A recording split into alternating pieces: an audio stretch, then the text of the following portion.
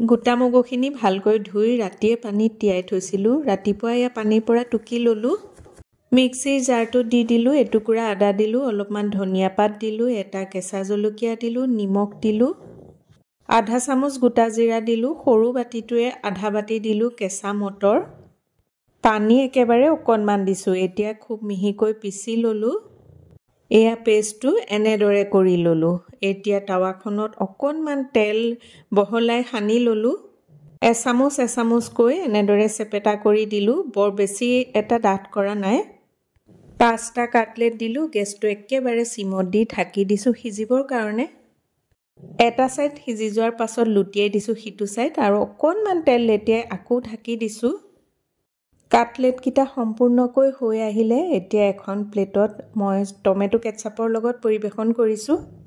দৈৰ লগতো খাব পাৰে। গোটা মগু আৰু কেঁচা মটৰ এই কাটলেটৰ ৰেচিপিটো সঁচাই বহুতেই সোৱাদযুক্ত হয়।